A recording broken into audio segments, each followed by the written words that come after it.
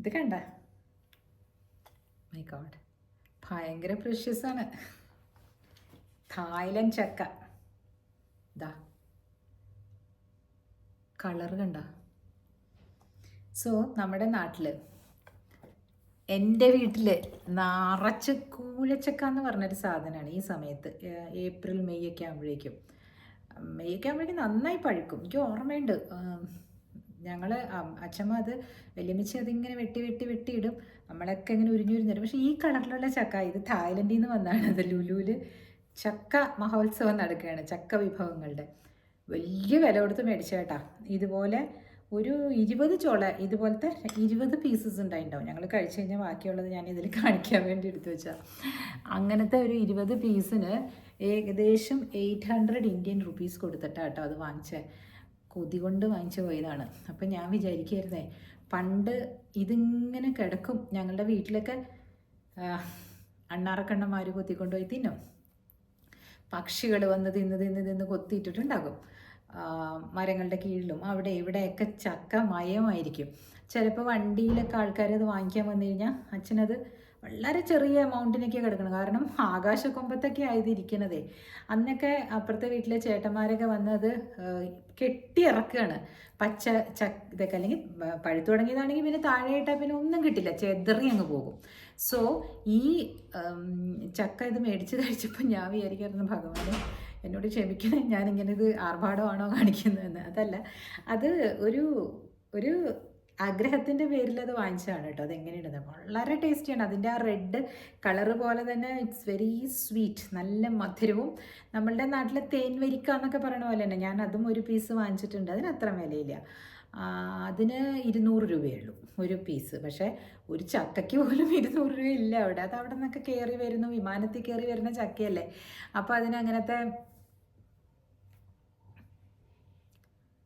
എന്തായിരുന്നു ഞാൻ പറഞ്ഞു വന്നത്, പെട്ടെന്ന് ഞാൻ മറന്നു പോകുന്നു. പെട്ടെന്ന് അതനുസരിച്ച് വില കൂടുമല്ലോ ഒന്ന്. അപ്പോൾ എന്ത് സാധനവും കൂടുതൽ അവൈലബിൾ ആയിട്ട് നമുക്ക് നാട്ടിലൊക്കെ കിട്ടുമ്പോൾ നമുക്കതിൻ്റെ വില അറിയില്ല. ഇതുപോലെ ഞാൻ ഒരു സാധനം വാങ്ങിച്ചിട്ടുണ്ടായിരുന്നു കേട്ടോ, ഓറഞ്ച്.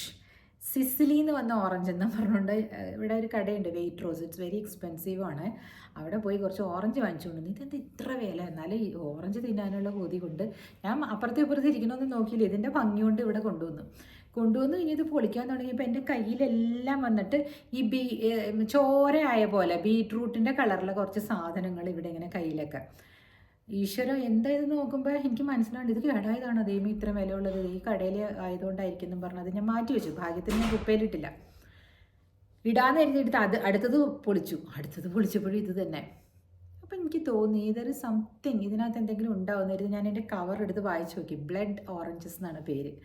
എന്നിട്ട് ഞാൻ പിന്നെ അതിനെ ഗൂഗിൾ വായിച്ചു നോക്കി. മൈ ഗോഡ്, അത് most expensive oranges in the വേൾഡാണ് ഞാൻ വാങ്ങിച്ചുകൊണ്ടിരുന്നത്. ഇവിടെ 2016, 18, 17 ആ സമയത്ത് ഞാൻ വന്ന സമയത്ത് ചെയ്ത അബദ്ധാട്ടോ. എനിക്കറിയില്ലായിരുന്നു അത് ഓറഞ്ച് ഇവിടെയൊക്കെ അങ്ങനെയായിരിക്കും ഓറഞ്ചിൻ്റെ വില എന്ന് ഓർത്ത്. That is called blood oranges.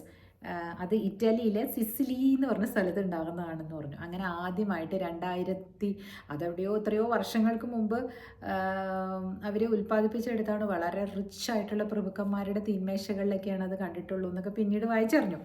അപ്പം ഞാൻ വിചാരിച്ചു, മൈ ഗോഡ്, അത് ഞാൻ കഴിക്കണമെന്നുണ്ടായിരുന്നിരിക്കണം, അതുകൊണ്ടായിരിക്കും ഞാൻ വാങ്ങിച്ചിട്ടുണ്ടാവുക. എന്ന് പറഞ്ഞ പോലെ തായ്ലൻഡിലുണ്ടായ ചക്ക ഞാൻ കഴിക്കണമെന്നുണ്ടായിട്ടുണ്ട്, അതാണ് ഇപ്പോൾ വാങ്ങിച്ച് കൊണ്ടുവന്ന് കഴിച്ചിട്ടുണ്ടാവുക എന്ന് ഞാൻ ധരിക്കുന്നു.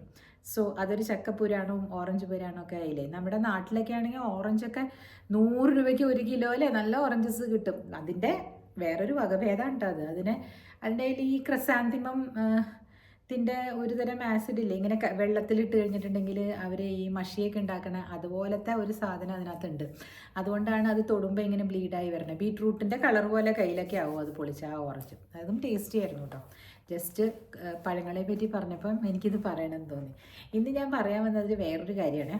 സ്ത്രീകളുടെ ഈ 50കളിലൊക്കെ ഉള്ള സ്ത്രീകളെ പറ്റി ആലോചിച്ചപ്പോഴേ നമ്മൾ ചില കാര്യങ്ങളും കൂടി, ഞാനെല്ലാം തുറന്ന് പറയുന്നത് കൊണ്ട് എനിക്കിതും തുറന്ന് പറയണമല്ലോ, നല്ലതും പറയണമെന്ന് തന്നെയല്ലേ ഞാൻ പറയുന്നത്. എങ്ങനെയായിരിക്കും നമ്മളുടെ അമ്മമാർ ഇതൊക്കെ തരണം ചെയ്തിട്ടുണ്ടാവുക, ഈ മെനോപോസും കാര്യങ്ങളൊക്കെ. ഞാൻ ഇപ്പോൾ എൻ്റെ അമ്മയ്ക്കും 80ആയി, അരവിന്ദിൻ്റെ അമ്മയ്ക്കും 80ആയി. അപ്പോൾ ഇവരോടെല്ലാം ചോദിക്കുമ്പോൾ അതെന്തായിരുന്നു എന്നുള്ളത് ഒന്നും ഓർമ്മയില്ല. എൻ്റെ അമ്മ അറ്റ്ലീസ്റ്റ് ടീച്ചറായതുകൊണ്ട് അമ്മയ്ക്ക് ഓർമ്മയുണ്ട് 1 മാസം ലീവ് എടുത്ത് ഇത് ക്ലിയർ ആക്കാൻ വേണ്ടിയിട്ട് DNC ചെയ്തതും ബെഡ് റെസ്റ്റ് എടുത്തതൊക്കെ അമ്മ പറയുന്നുണ്ട്. ഞാൻ അമ്മച്ചിയോട് ചോദിച്ചപ്പോൾ, അരവിന്ദിൻ്റെ അമ്മയുടെ അടുത്ത് ചോദിച്ചപ്പോൾ അമ്മച്ചിക്ക് ഓർമ്മയില്ല. അമ്മച്ചി പറയുന്ന ഉണ്ട്, ഇതിങ്ങനെ വളരെ മോശമായ രീതിയിലാണ് ബാത്റൂമിൽ പോയിട്ടൊക്കെ വരുമ്പോൾ എല്ലാം പ്രശ്നങ്ങളൊക്കെ ഇട്ട്, പക്ഷേ അങ്ങനെ ഒരു അവസ്ഥയാണെന്നും പറഞ്ഞ് മാറിക്കിടന്നിട്ടില്ല. സത്യമാണ് കേട്ടോ. ഞാനിപ്പോൾ ആലോചിക്കുകയാണ്, പലരും അതുപോലെ എൻ്റെ ആൻറ്റിമാർ, ആ ഒരു പ്രായത്തിലുള്ള ആളുകളെല്ലാവരും തന്നെ ഇത് കടന്നു പോയവരാണ്. പക്ഷേ അവർക്ക് വേറെ നിവൃത്തിയില്ല. നമ്മളുടെ പോലെ ഒരു പ്രിവിലേജ്ഡ് ആയിട്ടുള്ള, അല്ലെങ്കിൽ ഞാനിപ്പോൾ ഇരിക്കുന്ന ഒരു പ്രിവിലേജ്ഡ് ആയിട്ടുള്ള ഒരു കണ്ടീഷനിലാണ് കേട്ടോ. Let me tell you. ജോലിക്ക് പോകുന്നില്ല, നല്ല ഫുഡ് കഴിക്കുന്നു, നല്ല എന്താ പറയുക, മെഡിസിൻസ് കിട്ടുന്നു. അതൊക്കെ ദൈവത്തിൻ്റെ ഓരോ സമയത്തും ദൈവം നമുക്ക് ഓരോരോ വാതിലുകൾ തുറന്നു തരികയാണ് അല്ലേ. ഞാൻ തനിയെ അവിടെ ജോലിയിൽ ചെയ്തുകൊണ്ടിരുന്നായിരുന്നെങ്കിൽ how will I manage all these things? എനിക്ക് ആലോചിക്കാനേ വയ്യ. ഞാൻ എങ്ങനെ മാനേജ് ചെയ്തിട്ടുണ്ടാകും ഇതൊക്കെ? പറ്റില്ല. It is not easy. അപ്പോൾ ആ സമയത്ത് നമ്മുടെ ഈ അമ്മമാർ കടന്നു പോയതിന് ഒരു താങ്ക് യു പറയണം അല്ലേ. എല്ലാത്തിനും അത് നന്ദികേടായി പോകും അല്ലെങ്കിൽ. കാരണം ഞാനെപ്പോഴും അരവിന്ദിൻ്റെ അമ്മ ചെയ്യുന്ന ചില ഇതൊക്കെ ഞാൻ ഇതിൽ പറയുന്നുണ്ടല്ലോ. പക്ഷെ അപ്പോൾ എനിക്ക് ഇന്ന് പറയണമെന്ന് തോന്നിയത്, അവർ ചെയ്ത കുറേ സാക്രിഫൈസസ് ഉണ്ട് കേട്ടോ. അത് കാണാതെ പോകാൻ പാടില്ല. ഞാൻ ഒരിക്കലും അത് കാണാതെ പോകാൻ പാടില്ല. കാരണം ഞാൻ എല്ലാവർക്കും നല്ലത് പറഞ്ഞു തരണം, നന്മയുടെ പാതകളിൽ തെളിച്ചെടുക്കണം. മറ്റുള്ളവർ തിന്മ ചെയ്തിട്ടുണ്ടെങ്കിൽ നമ്മളതിനെ നേരിടുകയും വേണം എന്ന് പറയുന്ന ആളാണ് ഞാൻ. അപ്പോൾ ഇവരുടെ ശരീരം നോക്കിയാൽ നമുക്കറിയാം ഇവരെന്തുമാത്രം ജോലികൾ എന്നൊക്കെ ചെയ്ത് കാണുമെന്ന്. കാരണം ആ സമയത്ത് മെഷീൻസ് ഒന്നും അധികം ഇല്ലല്ലോ. ഞങ്ങളുടെ വീട്ടിലൊക്കെ മിക്സി മേടിച്ചത് ഞാൻ 8th-ലായിരുന്നപ്പോഴാണെന്ന് തോന്നുന്നു. മീനു മിക്സ് കേട്ടോ. സുമീത്ത് എന്ന് പറഞ്ഞ മിക്സിയും ഉണ്ടായിരുന്നു, മീനു മിക്സും ഉണ്ടായിരുന്നു. പക്ഷെ അമ്മ വാങ്ങിച്ചത് മീനു മിക്സ് എനിക്ക് ഓർമ്മയുണ്ട്. ചേച്ചിയമ്മ തൊട്ടപ്പുറത്ത് വലിയച്ഛൻ്റെ മക്കളുടെ കാര്യമൊക്കെ ഞാൻ അതിൽ പറഞ്ഞിട്ടില്ലേ, വലിയച്ഛൻ മാഷായിരുന്നു എന്നൊക്കെ പറഞ്ഞിട്ടില്ലേ. ആ വലിയച്ഛൻ്റെ വീട്ടിലും അത് സുമീത് മിക്സിയാണ് വലിയച്ഛൻ വാങ്ങിച്ചത്. ഇവിടെ മീനു മിക്സ് അമ്മ വാങ്ങിച്ച്. ആ സമയത്ത് തന്നെയാണ് ഞങ്ങൾ ഫ്രിഡ്ജും വാങ്ങിച്ചിട്ടുണ്ടാവുക. അതായത് എനിക്കിപ്പോൾ 53 വയസ്സാണെങ്കിൽ എനിക്ക് 13 വയസ്സൊക്കെ ഉള്ളപ്പോഴാണ് ഇതൊക്കെ ഉണ്ടായത്. അതായത് 40 വർഷങ്ങൾക്ക് മുമ്പ് അത് അപ്പം വാങ്ങിച്ചിട്ടേ ഉള്ളൂ ഞങ്ങളുടെ വീട്ടിൽ. അപ്പോൾ അതിനു മുമ്പുള്ള വർഷങ്ങളൊക്കെ അവരെങ്ങനെയായിരിക്കും ജീവിച്ചിട്ടുണ്ടാവുക? എനിക്ക് 10 വയസ്സായപ്പോഴല്ലേ അത് അവരുടെ കയ്യിലേക്ക് വരുന്നത്. അതിനു മുമ്പ് അരകല്ല്, ആട്ടുകല്ല്, ഉരൽ ഇതൊക്കെയാണ് ഉപയോഗിച്ചുകൊണ്ടിരുന്നതെന്ന് യാതൊരു സംശയമില്ല. എനിക്ക് ഓർമ്മയുള്ള കാലത്ത് അച്ഛൻ്റെ അമ്മ പശുവിനെ വളർത്തുന്നുണ്ടായിരുന്നു. അപ്പോൾ ഈ പഞ്ഞിക്കുരു എന്ന് പറഞ്ഞ സാധനം വെള്ളത്തിലിടും. അപ്പോൾ എനിക്കൊക്കെ ഭയങ്കര ഇൻട്രസ്റ്റാണ് അത് ആട്ടി കൊടുക്കാനായിട്ട്. വലിയമ്മച്ചി അതിങ്ങനെ അരയ്ക്കും. കാലത്ത് വെള്ളത്തിലിട്ട് വൈകുന്നേരം അരച്ചിട്ടാണ് അതാണ് പശുവിന് കൊടുക്കണം. പാല് കൂടുതലുണ്ടാവാനോ എന്തോ പറയുന്ന കേൾക്കാം. പക്ഷേ എന്തോരം ജോലികളാണല്ലേ അവർ ചെയ്തുകൊണ്ടിരുന്നത്. അപ്പോൾ അരവിന്ദിൻ്റെ അടുത്ത് സംസാരിക്കുന്ന സമയത്ത് അരവിന്ദ് പറയും മിക്സിയൊന്നും ആ സമയത്ത് ഉണ്ടായിരുന്നില്ല. അമ്മച്ചി അരി ആട്ടി, ഉഴുന്ന് ഒക്കെ ആട്ടി, നമ്മളെല്ലാവരും അത് ചെയ്തിട്ടുണ്ട്. പക്ഷെ ആട്ടി ഉണ്ടാക്കി വെച്ചിട്ട് അവിടെ ഡിന്നറൊക്കെ കൊടുക്കുമായിരുന്നു. അപ്പുറത്തും ഇപ്പുറത്തൊക്കെ ഇവർ സൗത്ത് ഇന്ത്യൻസ് ആയതുകൊണ്ടേ അവിടെ ആസാമിലൊന്നും ആർക്കും അങ്ങനെ ദോശ ഉണ്ടാക്കാനൊന്നും അറിയില്ല.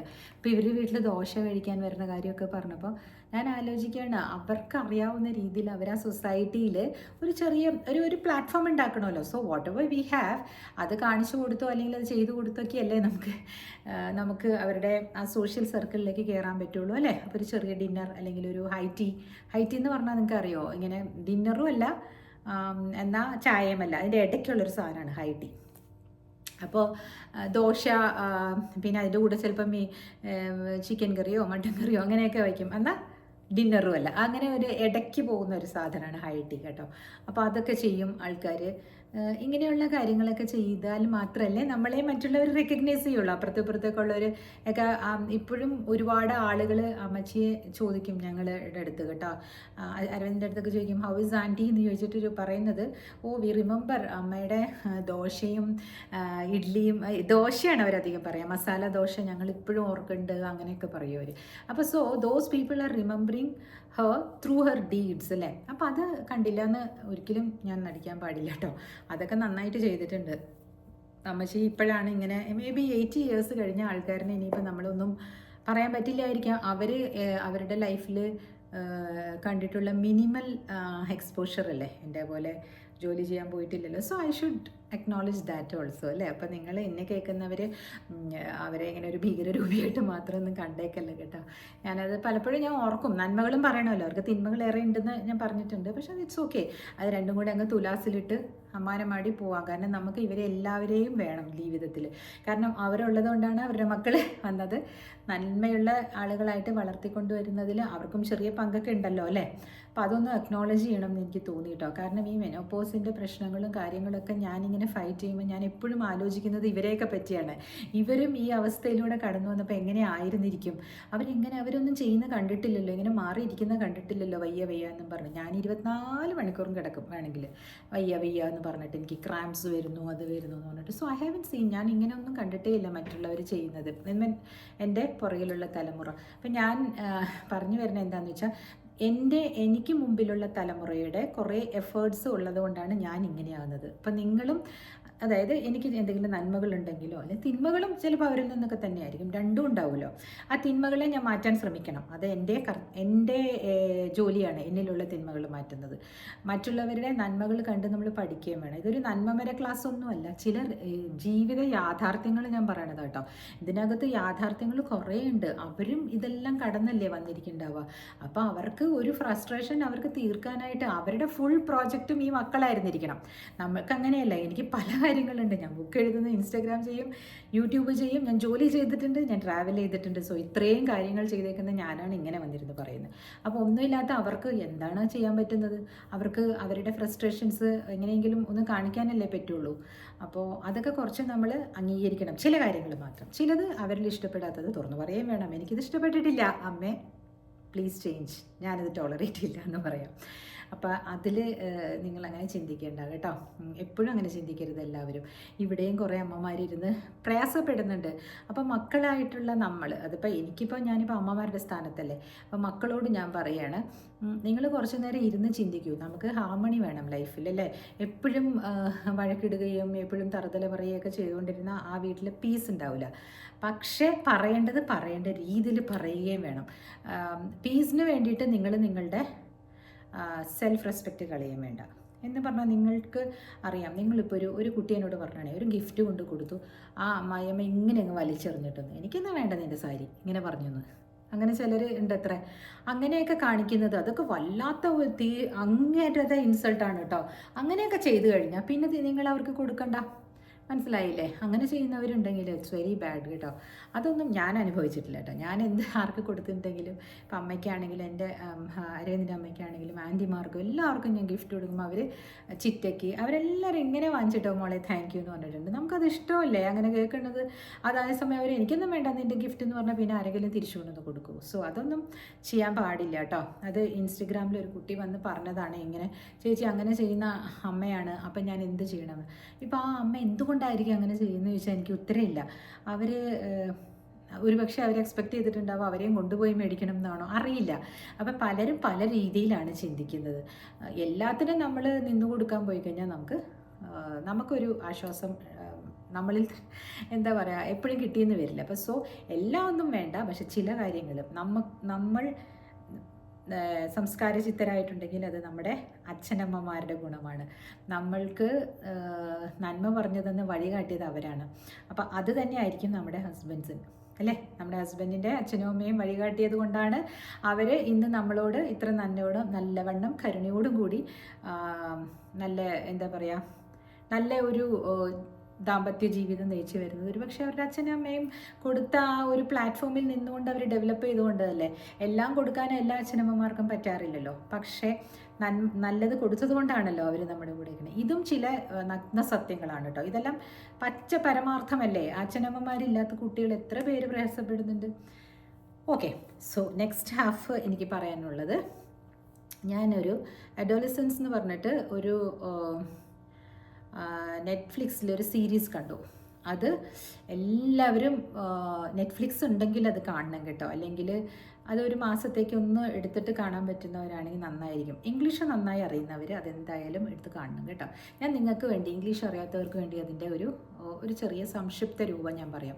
ഒരു ആൺകുട്ടി, 13 വയസ്സുള്ള ഒരു ആൺകുട്ടിയുടെ വീട്ടിലേക്ക് രാത്രി ഒരു വെളുപ്പിന് പോലീസുകാർ, ലണ്ടൻ ആ ഏരിയ, ലണ്ടൻ സബോബ്സ് ആണ് കാണിക്കുന്നത് കേട്ടോ, ഇടിച്ച് കയറുകയാണ്. ഭയങ്കര സന്നാഹങ്ങളൊക്കെ ആയിട്ട് ഇടിച്ച് കയറുകയാണ്. കയറിയിട്ട് ആ പയ്യനെ, ഉറങ്ങിക്കിടന്ന പയ്യൻ പെട്ടെന്ന് ഇങ്ങനെ എണീക്കുമ്പോഴേക്കും ഇങ്ങനെ അറസ്റ്റ് ചെയ്ത് കൊണ്ടുപോവാണ്. അപ്പോൾ അവരുടെ അച്ഛനും അമ്മയൊക്കെ എന്താണ് കാര്യം, നിങ്ങൾ ഒരുപക്ഷെ ആൾ മാറിപ്പോയതായിരിക്കും, എൻ്റെ കുട്ടിയെ അങ്ങനെയൊന്നും ചെയ്യില്ല, 13 വയസ്സേ ഉള്ളൂ എന്നൊക്കെ പറയണ്ട. അപ്പോൾ എല്ലാവരും പറയുന്നത്, അപ്പോൾ ഇവരുടെ ഒരു ഇതാണ് ഈ ഓപ്പറേഷൻ എങ്ങനെയാണെന്ന് വെച്ചിട്ടുണ്ടെങ്കിൽ ഇത് അറിയില്ലല്ലോ, ഈ കുട്ടികളൊക്കെ എങ്ങനെയാണ്, വല്ല ഹാം ചെയ്യോ കത്തിയുണ്ടോ ഒന്നും അറിയില്ലല്ലോ. അപ്പോൾ അവർ പോലീസ് ഓഫീസേഴ്സ് പറയാണ് അച്ഛനെ വിളിച്ചിട്ട്, നിങ്ങൾ മകനെ എൻ്റെ ഒന്ന് ചെക്ക് ചെയ്യൂ, എന്തെങ്കിലും ഉണ്ടോ എന്ന് നോക്കണം എന്ന് പറഞ്ഞിട്ട്. അപ്പോഴേക്കും ആ കുട്ടി ലെപ്പി ഇടിച്ചിട്ട് അതിൻ്റെ പാൻറ്റിൽ മൂത്രമൊഴിക്കുകയാണ്. നമ്മളിങ്ങനെ ഞെട്ടി, അറിയാതെ ആദ്യത്തെ സീനിൽ തന്നെ നമ്മളിങ്ങനെ കരയാണ്. കാരണം വെറുതെ വന്ന് പോലീസുകാർ ഒരു കുട്ടീനെ അറസ്റ്റ് ചെയ്ത് കൊണ്ടുപോകില്ലല്ലോ, സംതിങ് ഇസ് ഹാപ്പൻഡ് എന്ന് നമുക്ക് മനസ്സിലാവും. അങ്ങനെയാണ് അത് തുടങ്ങുന്നത്, നെറ്റ്ഫ്ലിക്സ് മൂവി, ആ സീരീസ് അങ്ങനെയാണ് തുടങ്ങുന്നത്. അതെന്താ സംഭവിച്ചിരിക്കുന്നതെന്ന് വെച്ചാൽ, ഈ കുട്ടി ഒരു പെൺകുട്ടിയെ, ഇതിനേക്കാളും മൂത്ത ഒരു പെൺകുട്ടിയെ കുത്തിക്കൊന്നു എന്നാണ് പറയുന്നത്, കിച്ചൺ നൈഫ് വെച്ചിട്ട്. അപ്പോൾ അത് ഒരു CCTV കണ്ടിട്ട് പോലീസുകാർ വന്ന് രാത്രി മുഴുവൻ അന്വേഷിച്ച് അടുത്ത ദിവസം രാവിലെ പിടിച്ചുകൊണ്ട് പോകണം. ഈ പയ്യൻ ഈ കൃത്യം ചെയ്ത് കഴിഞ്ഞിട്ട് വീട്ടിൽ തന്നെ വന്ന് കിടന്ന് ഉറങ്ങി. ഉടുപ്പെല്ലാം മാറ്റി എവിടെയോ കൊണ്ടുപോയിട്ട് കത്തിയൊക്കെ കുട്ടിയെ നശിപ്പിച്ച്. ഈ കത്തി പിന്നെ കിട്ടിയിട്ടില്ല. അപ്പോൾ അത് കിട്ടിയാൽ മാത്രമാണ് ഈ പയ്യനെ ഇത് ചെയ്യാൻ പറ്റുള്ളൂ. അപ്പോൾ ഇവന് ഒരു അസിസ്റ്റിംഗ് ലോയർ, കാരണം ഇവർ വലിയൊരു സാമ്പത്തികമുള്ള വീട്ടിലല്ലാത്തത് കൊണ്ട്, ഇതിൻ്റെ അച്ഛനൊരു പ്ലംബിംഗ് ബിസിനസ്സാണ്. അപ്പം പ്ലംബിംഗ് നടന്ന് പോകുന്ന ഒരു വാനെല്ലാം ഉണ്ട് അദ്ദേഹത്തിന്. അപ്പോൾ ഈ വാനിൻ്റെ സൈഡിലൊക്കെ ഈ വാൻഡലിസം എന്ന് പറയില്ലേ, പിള്ളേർ കളിയാക്കുന്ന ഈ കൊച്ചിനെ അറസ്റ്റ് ചെയ്ത് കൊണ്ടുപോയി കഴിഞ്ഞപ്പോൾ, സാധാരണ നമ്മുടെ ഇവിടെയൊക്കെ നടക്കുന്ന കാര്യം തന്നെ, പോലീസ് വന്ന് അറസ്റ്റ് ചെയ്ത് കൊണ്ടുപോയി കഴിഞ്ഞാൽ പിന്നെ ആലോചിച്ച് നോക്കൂ ആ കുടുംബത്തിൻ്റെ ഗതി. അച്ഛൻ, അമ്മ, ഒരു സിസ്റ്ററാണ് പയ്യന്. സാധാരണ മിഡിൽ ക്ലാസ്സിലും താഴെയുള്ള ഒരു ലണ്ടൻ ബേസ്ഡ് ഒരു ബ്രിട്ടീഷ് ഫാമിലിനെയാണ് കാണിക്കുന്നത്. അപ്പോൾ ഈ പയ്യന് ഒരുപാട് ഡിസോർഡേഴ്സ് ഉണ്ട്. ലൈക്ക് അച്ഛനും അമ്മയും മര്യാദയ്ക്ക് അവർക്ക് അറിയില്ലല്ലോ, അവർക്ക് ഈ ഭാഷയൊന്നും അറിയില്ല. അവരും അവരുടെ ഡേ ടു ഡേ എക്സ്പെൻസസിന് വേണ്ടിയിട്ട് ജോലിക്ക് പോകുന്ന ആൾക്കാരാണ്. അവർ വലിയ ഹൈലി എഡ്യൂക്കേറ്റഡ് ആൾക്കാരൊന്നുമല്ല. അത് കഴിഞ്ഞിട്ട് ഈ അച്ഛൻ്റെ വിഷമം കാണണം, ഈ മകനെ എന്ത് പറ്റിയതാണെന്ന് അറിയാൻ പാടില്ലാതെ അവർ കിടന്ന് ഓടുന്നതും. അവസാനം ചുരുളഴിക്കുകയാണ് പോലീസ് ഓഫീസറുടെ മകൻ്റെ ഹെൽപ്പിൽ. പോലീസ് ഓഫീസറുടെ മകനും, ഈ അറസ്റ്റ് ചെയ്ത് കൊണ്ടുപോയ പോലീസ് ഓഫീസറുടെ മകനും ഇതേ സ്കൂളിലെ വേറൊരു ക്ലാസ്സിലാണ് പഠിക്കുന്നത്. അപ്പോൾ ആ മകൻ വന്ന് പറയാണ്, നോക്കൂ അച്ഛാ, നിങ്ങൾക്കറിയാത്ത പലതുമുണ്ട് ഇൻസ്റ്റഗ്രാമിൽ കേട്ടോ. ഞാനും ഇൻസ്റ്റഗ്രാമിൽ പോസ്റ്റ് ചെയ്യുന്ന ആളാണ്. അപ്പോൾ ഇൻസ്റ്റഗ്രാമിൽ ഈ പ്രൈവറ്റ് മെസ്സേജസിലേക്കൊക്കെ പോയി നോക്കിയിട്ടുണ്ടെങ്കിൽ, അല്ലെങ്കിൽ പ്രൈവറ്റ് മെസ്സേജസ് ഇപ്പോൾ ഞാൻ അക്സെപ്റ്റ് ചെയ്താൽ മാത്രമാണ് നിങ്ങൾക്ക് എനിക്ക് പ്രൈവറ്റ് മെസ്സേജ് അയക്കാൻ പറ്റുള്ളൂ. അത് ഞാനൊരു അഡൾട്ട് ആയതുകൊണ്ടും അതൊരു പരിധി വിട്ട് പോകുന്നുണ്ടെങ്കിൽ എനിക്കറിയാം അതെവിടെ സ്റ്റോപ്പ് ചെയ്യണമെന്ന്. പക്ഷേ ഈ കുഞ്ഞുങ്ങൾക്ക് അറിയില്ലല്ലോ. അപ്പോൾ അങ്ങനെ കുറേ കെണികൾ ഇൻസ്റ്റഗ്രാമിൽ കിടക്കുന്നുണ്ട് കേട്ടോ. നിങ്ങളുടെ മക്കൾ അതൊക്കെ യൂസ് ചെയ്യുന്നുണ്ടെങ്കിൽ മോണിറ്റർ ചെയ്തേ പറ്റുള്ളൂ. അവരുടെ പാസ്വേഡൊക്കെ ഒന്ന് മേടിച്ച് വെക്കുക. 18 വയസ്സ് വരെ യു ഹാവ് ടു മോണിറ്റർ. അത് കഴിഞ്ഞാലും മോണിറ്റർ ചെയ്യേണ്ടതാണ്, പക്ഷേ ദേ ഹാവ് ടു. 18 വയസ്സ് കഴിഞ്ഞാൽ പിന്നെ എല്ലാവരും അഡൾട്ടായി എന്ന് പറയല്ലേ. പഴയൊക്കെ നിങ്ങൾ അവരെ ട്രെയിൻ ചെയ്യണം. അപ്പോൾ ഈ അഡൽസൻസ് എന്ന് പറഞ്ഞ മൂവി കാണാൻ പറ്റുന്നവർ അതെടുത്ത് കാണുക കേട്ടോ. അതിലെന്താ പറയണമെന്ന് വെച്ചാൽ, ഈ ഇൻസ്റ്റഗ്രാമിൽ ചില ഇമോജീസ് ഒക്കെ ഉണ്ട് കേട്ടോ. ആ ഇമോജീസ്, അത് പറയുമ്പോഴാണ്, ചില ഇമോജീസ് ചില രാജ്യങ്ങളിൽ ഉപയോഗിക്കാനേ പാടില്ല. ഇപ്പോൾ ഇവിടെ UAE ഈ പട്ടിയുടെ ഇമോജി, അതുപോലെ പിഗിൻ്റെ തല, ഇതൊക്കെ ഉണ്ടല്ലോ, ആർക്കെങ്കിലും അയച്ചു വിട്ടാൽ അറസ്റ്റ് ചെയ്യും. പോടാ പന്നി എന്നാണ് പറയുന്നത്, അല്ലെങ്കിൽ പോടാ വട്ടി എന്നാണ് പറയുന്നത്. അത് ഇവരുടെ റിലീജിയസ് സെൻറ്റിമെൻറ്റ്സിനെ ഹർട്ട് ചെയ്യുന്ന ഒരു സാധനമാണ്. You cannot do that. അത് തെറ്റാണ്, മനസ്സിലായില്ലേ? അത് ഒരു ഒഫൻസാണ്, ഇവിടെ അറസ്റ്റ് ചെയ്യപ്പെടും. അപ്പോൾ അങ്ങനെയൊന്നും ആരെയും പറയാൻ പാടില്ല. അതുപോലെ പറയാൻ പാടില്ല എന്നല്ല, ഈ ഇമോജി പോലും അങ്ങോട്ടും ഇങ്ങോട്ടും അയച്ചു വിടാൻ പാടില്ല. അതുകൊണ്ട് ഷുഡ് ബി വെരി കെയർഫുൾ. ഇവിടെയൊക്കെ ജോലി ചെയ്യുന്നവർ ആരെങ്കിലും കേൾക്കുന്നുണ്ടെങ്കിൽ അതൊന്ന് ശ്രദ്ധിച്ചേക്കണം കേട്ടോ. ഞാൻ എൻ്റെ ഇൻസ്റ്റഗ്രാമിൽ ഞാൻ പറഞ്ഞിട്ടുണ്ട്, ഇങ്ങനെ 1 മിനിറ്റ് റീലിൽ ഞാൻ പറഞ്ഞിട്ടുണ്ട്, നെവർ യൂസ് ഇറ്റ് എന്ന്. അതൊന്ന് തപ്പിയെടുത്ത് റീപോസ്റ്റ് ചെയ്യണം. അപ്പം ഈ കുട്ടികൾക്ക് തമ്മിൽ ഇങ്ങനത്തെ ഒരു ലാംഗ്വേജ് ഒക്കെ ഉണ്ട് ഇത്ര. അതായത് നീ ഒന്നിനും കൊള്ളില്ലാത്തവനാ അങ്ങനെയൊക്കെ പറയുന്ന ചെറിയ ചെറിയ സിമ്പിൾസ് ഒക്കെ ഉണ്ട്. അതൊന്നും എല്ലാം ഒന്നും നമുക്കറിയില്ലല്ലോ. ഈ പിള്ളേർ തമ്മിൽ യൂസ് ചെയ്യേണ്ടതാണ്. അത് ഇവനെ ബുള്ളിങ് ആണ് അത് ആക്ച്വലി. അതായത് ഈ പയ്യനെ കാണാൻ ഭംഗിയില്ല, നിന്നെയൊക്കെ ആരെടുക്കാനാന്നൊക്കെ പറയുന്നത് ഇങ്ങനെ ഈ ഊ എന്നൊക്കെ പറഞ്ഞിട്ടുള്ള എന്നൊക്കെ പറഞ്ഞിട്ട് കണ്ടിട്ടില്ലേ. അതൊക്കെ ആക്ച്വലി ബുള്ളിങ്ങിൻ്റെ ഒരു വകഭേദമാണത്രേ. അങ്ങനെ ബുള്ളി ചെയ്തത് കൊണ്ടാണ് ഈ പയ്യനെ അവസാനം അരിശം കയറിയിട്ട് ഈ പെൺകുച്ചിനെ ഇങ്ങനെയെല്ലാം ചെയ്തതെന്നാണ് പറയുന്നത്. അപ്പോൾ ഇൻസ്റ്റഗ്രാമിൽ ഈ പെൺകുട്ടി, അതായത് കൊല്ലപ്പെട്ട പെൺകുട്ടി, വളരെ ലോനിക്കായിട്ടുള്ളതും റിവീലിംഗ് ആയിട്ടുള്ള ക്ലോത്ത്സ് ഒക്കെ ഇടും. അപ്പോൾ ഈ അഡോൾസൻസ് പിള്ളേരല്ലേ, അവർക്ക് അറിയില്ലല്ലോ. അവർ പോയിട്ട് ദേ വിൽ ജസ്റ്റ് ആ പിക്ചേഴ്സൊക്കെ അങ്ങോട്ടും ഇങ്ങോട്ടൊക്കെ സെൻഡ് ചെയ്യും. എന്നിട്ട് അവർ അതിനെപ്പറ്റി കമൻറ്റ് പറയും. അപ്പോൾ ഇവർ പറയുന്നത് ഈ ചീത്തക്കുട്ടിയല്ലേ ഇവള് അങ്ങനെയൊക്കെ കാണിച്ച് ഞങ്ങളെ പ്രലോഭിപ്പിച്ചിട്ടല്ലേ, അതായത് ഈ ഭാഗങ്ങളൊക്കെ കാണിച്ച് ആൺകുട്ടികളെ പ്രലോഭിപ്പിച്ചിട്ടല്ലേ ഞങ്ങളങ്ങനെ അവളുടെ പിന്നാലെ പോയിട്ട് അവൾക്ക് എന്തെങ്കിലും കമൻറ്റ് ഇടുകയൊക്കെ ചെയ്യുന്നത്. അപ്പോൾ കമൻറ്റ് പറഞ്ഞാൽ യു ബ്യൂട്ടിഫുൾ അങ്ങനെയൊക്കെ പറയുമ്പോൾ നീ ആരാ എന്നെ ബ്യൂട്ടിഫുൾ എന്ന് പറയാൻ എന്നുള്ള രീതിയിലുള്ള തിരിച്ചുള്ള ഇമോജീസൊക്കെ കുട്ടിയിടും. ഇത്ര means I am telling some examples. അപ്പോൾ ഇതൊക്കെ ഒരുതരം ബുള്ളിയിങ് ആണ്, സൈബർ ബുള്ളിങ്ങിൻ്റെ വേറൊരു തലമാണിത്. അങ്ങനെയാണ് ആ കുട്ടി ലാസ്റ്റ് പോയിട്ട് ഇത് ചെയ്തു വെക്കുന്നത്. അപ്പോൾ ഐ ഡിഡ്ന്റ് ഡു എനിത്തിങ് ഈ പയ്യൻ പറയുന്നുണ്ട് കേട്ടോ. അവസാനം പറഞ്ഞാൽ പോലീസുകാർ അതിൽ അടച്ചു വെച്ചേക്കാണ്, കാരണം അവർക്ക് ക്ലൂ കിട്ടണ്ടേ. അവസാനം ഈ പയ്യനെ ഇങ്ങനെ എല്ലാവരും പറഞ്ഞ് മനസ്സിലാക്കി, നീ ഒരു ചീത്തക്കുട്ടി ആയിട്ടല്ല, പക്ഷേ ഇത് ഒരു ഒഫൻസാണ്, ഇങ്ങനെ ചെയ്യാൻ പാടില്ല പറഞ്ഞു അവസാനം ആ പയ്യൻ ഐ എം പ്ലീഡിങ് ഗിൽട്ടി എന്ന് പറയുന്ന വരെയാണ് ആ ഒരു സീരീസ് പോകുന്നത്. പക്ഷെ അത് കണ്ടു കഴിഞ്ഞാൽ ഏതൊരു 10-13 വയസ്സ് 15 വയസ്സുള്ള ആൺകുട്ടികളുള്ള അമ്മമാരുടെയും നെഞ്ചൊന്ന് ഉരുകിപ്പോവും. എൻ്റെ നെവ്യൂല്ലേ, അവന് ഈ വയസ്സൊക്കെ. അപ്പോൾ എനിക്ക് ഭയങ്കരമായിട്ട് എനിക്കിങ്ങനെ അറ്റാച്ച്ഡായി, അവനുമായിട്ട് ഞാൻ ഭയങ്കര അറ്റാച്ച്ഡാണ്. അപ്പോൾ എനിക്ക് ഇത് റിലേറ്റബിളാണ്. അതായത് ഈ കുട്ടികളെ ഇങ്ങനെ ഒന്നും പറയരുത്. അവരൊക്കെ എന്ത് നല്ല മക്കളാണെന്ന് അറിയോ. ആൺകുട്ടികളൊക്കെ അവരെ പോയിട്ട് പ്രകോപിപ്പിച്ച് കഴിഞ്ഞാൽ എന്ത് ചെയ്യും. അപ്പോൾ ആ പ്രകോപിപ്പിക്കുന്നത് നമ്മൾ അത് കണ്ടില്ല കേട്ടില്ല എന്ന് നടിക്കണം എന്ന് പഠിപ്പിക്കേണ്ടത് ആരാണ്? നമ്മൾ അഡൽട്സ് അല്ലേ ആ കുഞ്ഞുങ്ങൾക്ക് പറഞ്ഞു കൊടുക്കേണ്ടത്. അവർ ബച്ചായാണ്, അവർ കുഞ്ഞാണ് അവർ, അല്ലേ? ഒന്ന് ആലോചിച്ച് നോക്ക്. അപ്പോൾ അതൊന്ന് കാണണം കേട്ടോ എല്ലാവരും. അതേപോലെ തന്നെ ഞാൻ ഇതിൻ്റെ അകത്തുള്ള ടേക്ക് അവേ എന്താണെന്ന് വെച്ചാൽ, നമ്മുടെ കുഞ്ഞുങ്ങളെ വളർത്തുമ്പോൾ, അതായത് അച്ഛനും അമ്മയും നല്ലപോലെ വളർത്തിയത് കൊണ്ടാണ് നമ്മുടെ ഹസ്ബൻഡ്സ് ഇതുപോലെ നന്നായിട്ട് വരുന്നതെന്നൊന്ന് ആലോചിക്കണം കേട്ടോ. അത് ആലോചിക്കുക തന്നെ വേണം. കാരണം ഈ മൂവി കാണുമ്പോൾ നമുക്ക് മനസ്സിലാവും ആ അച്ഛനും അമ്മയും എത്രമാത്രം ആ കുഞ്ഞിനെ വളർത്താൻ വേണ്ടിയിട്ട് ഇടുന്ന എഫേർട്ട് ഉണ്ടല്ലോ. അത് നമ്മൾ കണ്ടില്ല എന്ന് നടിക്കാൻ പാടില്ല. ഇപ്പം നമ്മൾ ചെയ്യുന്നില്ലേ നമ്മുടെ മക്കളെ വളർത്താൻ, സെയിം തിങ് ആയിരിക്കും അവരവരുടെ മക്കളെ വളർത്താൻ ഉപയോഗിച്ചിരിക്കുന്നതെന്ന് നിങ്ങളൊന്ന് തിരിച്ചറിയുക. അതൊരു കാര്യം ഉണ്ട് ഇതിനകത്ത്. നിങ്ങൾ അതേപോലെ തന്നെ പ്രകൃതിയിലേക്കൊന്ന് നോക്കൂ. ഇപ്പോൾ ഒരു കാക്ക കൂട്ടിൽ കൊണ്ടുവന്ന് ഒരു കുയിൽ മുട്ടയിടുകയാണെങ്കിൽ ആ കുയിലിൻ്റെ കുഞ്ഞാണ് അതെന്ന് അറിയുന്ന സമയത്ത് കാക്ക അതിനെ കൊത്തി ഓടിക്കുന്നില്ലേ? പിന്നെ എങ്ങനെയാണ് ഒരു മരുമകളായിട്ട് വരുന്ന ആ ഒരു പെൺകുട്ടിയെ മനുഷ്യൻ മാത്രം നമ്മൾ മനുഷ്യർ മാത്രം എല്ലാം അക്സെപ്റ്റ് ചെയ്തോളണം. മനുഷ്യർ മാത്രം ഇപ്പം മകൻ കല്യാണം കഴിച്ച് വന്നിട്ടുണ്ടെങ്കിൽ മകൻ്റെ പിള്ളേരെ നോക്കണം, മകൻ്റെ പിള്ളേരുടെ പിള്ളേരെ വേണമെങ്കിൽ നോക്കണം, അവരുടെയും കാര്യങ്ങൾ അന്വേഷിക്കും. നമ്മൾ മനുഷ്യർ മാത്രമേ ഇങ്ങനെ ചെയ്യുള്ളൂ. എന്തിനാണ് ഇതൊക്കെ ചെയ്യുന്നത്? ഒരു കോഴിയെ നോക്കി അതൊന്ന് കൊത്തിപ്പറക്കാറാകുമ്പോഴേക്കും തല്ലി അങ്ങോട്ട് പറഞ്ഞു വിടും. സോ ഞാൻ പറയുന്നത് മനുഷ്യർ മാത്രമാണ് കുഞ്ഞുങ്ങളെ ഇത്രയും കാര്യമായിട്ട് വളർത്തി കൊണ്ടുവരുന്നത്, അല്ലേ? അവനവൻ്റെ മക്കളെ. അപ്പോൾ അവനവൻ്റെ മക്കളെ അത്രയും നന്നായി വളർത്തി കൊണ്ടുവരുന്ന അച്ഛനമ്മമാർക്ക് കുറച്ചൊക്കെ നമ്മൾ എന്ത് ചെയ്യണമെന്ന് വെച്ചാൽ ലക്ഷറി കൊടുത്തേക്കണം. ഒരുപാടെന്നല്ല ഞാൻ പറയണേ, നമുക്ക് കിട്ടുന്നതിൻ്റെ ഒരു 10% അവർക്ക് എപ്പോഴും എന്തെങ്കിലും നല്ലൊരു ഗിഫ്റ്റായിട്ട് വാങ്ങിച്ചു കൊടുക്കും. നിങ്ങളിത് ചേച്ചി ഇപ്പം മാറ്റി പറയുന്നു അങ്ങനെയൊന്നും അല്ല. ഇതൊരു കാരണം, ഇതും ഒരു മെസ്സേജാണ് ഞാൻ സമൂഹത്തിന് കൊടുക്കുന്നത്. You have to be kind enough to them, like whoever it is, in-laws ആയാലും അച്ഛനമ്മയാണെങ്കിലും you have to be kind. കാരണം എന്താണെന്നറിയോ, അവർ 1000 മിസ്റ്റേക്ക് ഉണ്ടാവും അവരുടെ ഭാഗത്തുനിന്ന്. അവരുടെ സ്ട്രഗിൾസും അവരുടെ വാർദ്ധക്യത്തിൻ്റെ പ്രശ്നങ്ങളും ഒറ്റപ്പെടലും എല്ലാം നമ്മൾ കണ്ടില്ല എന്ന് നടിക്കരുത്.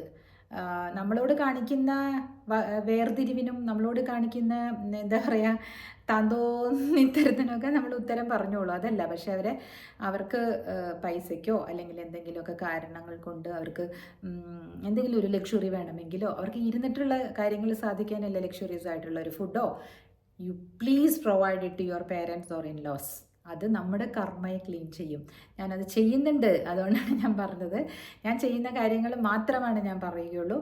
അതേപോലെ തന്നെ ഞാൻ തിരിച്ചു പറയുകയും ചെയ്യും എന്നെ വേദനിപ്പിച്ച, because I also have my own എന്താ പറയുക, മൈ ഓൺ ഡിഗ്നിറ്റി അല്ലേ, എൻ്റെ സെൽഫ് റെസ്പെക്റ്റ് ഉണ്ടല്ലേ, അതിൽ കയറി നിരങ്ങാൻ ഞാൻ ആരെയും സമ്മതിക്കില്ല. അതേപോലെ നിങ്ങളും സമ്മതിക്കരുത്. പക്ഷേ you should not forget your duties നമുക്ക് മാത്രമല്ല ഉള്ളത്, അച്ഛനമ്മമാരുടെ ഡ്യൂട്ടി അവർ നേരത്തെ ചെയ്തതാണ്. അതുകൊണ്ട് ഇപ്പോൾ നമ്മളുടെ സമയമാണെന്ന് മനസ്സിലാക്കുക. എതിരഭിപ്രായം കാണും, ഇത് വലിയ പോപ്പുലർ ആയിരിക്കില്ല ഞാൻ ഈ പറയുന്നത്, but still please do this. Okay, bye. അപ്പോൾ സബ്സ്ക്രൈബ് ചെയ്യുക, ലൈക്ക് ചെയ്യുക കേട്ടോ. നാളെ കാണാം.